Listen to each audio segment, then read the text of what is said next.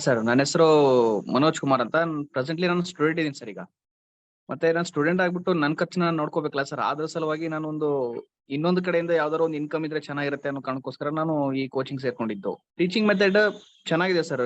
Way of teaching ಹೇಗಿದೆ ಅಂದ್ರೆ, zero ಏನು ಗೊತ್ತೇ ಇಲ್ಲದೆ ಝೀರೋ ಇಂದ ಸ್ಕ್ರಾಚ್ ಇಂದ ಸ್ಟಾರ್ಟ್ ಮಾಡೋರ್ಗೂ ಕೂಡ ಕರೆಕ್ಟ್ ಆಗಿ ಅರ್ಥ ಆಗತ್ತೆ ಸರ್. ಮತ್ತೆ ಸಮಾಧಾನ ಸರ್. ತುಂಬಾ ಪೇಷನ್ಸ್ ಇಂದ ಹೇಳ್ಕೊಡೋದ್ರಿಂದ ತುಂಬಾ ಸ್ಪೀಡ್ ಇದ್ದವ್ರಿಗೂ ಅಥವಾ ತುಂಬಾ ನಿಧಾನ ಕಲಿಯೋರ್ಗೂ, ಸ್ಲೋ ಲರ್ನರ್ಸ್ಗೂ ನೀಟಾಗಿ ಅರ್ಥ ಆಗತ್ತೆ ಅನ್ನೋದು ನನ್ನ ಅಭಿಪ್ರಾಯ ಸರ್. ಸಪೋರ್ಟ್ ಸಿಸ್ಟಮ್ ಅಂದ್ರೆ ಸರ್, ನಮಗೆ ಯಾವ ಟೈಮಲ್ಲಿ ಬೇಕಾದ್ರೂ ಡೌಟ್ ಬರ್ಬೋದು ಸರ್. ನಮಗೆ ಡೌಟ್ ಇರ್ಬೋದು ಅಥವಾ ಕ್ಲಾರಿಫಿಕೇಶನ್ ಬೇಕಾಗ್ತಿರತ್ತೆ.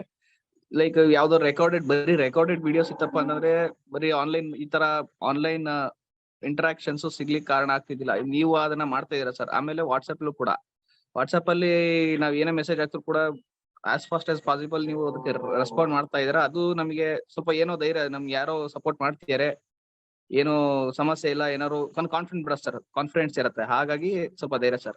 ಮೇನ್ ಆಗಿ ಕನ್ನಡದಲ್ಲಿ ಹೇಳ್ಕೊಡ್ತಾ ಇದಾರೆ ಸರ್. ಅದ್ರ ಸಲುವಾಗಿ ನಾನು ಮೇನ್ ಆಗಿ ಲರ್ನರ್ ಝೋನ್ ಇರೋದು.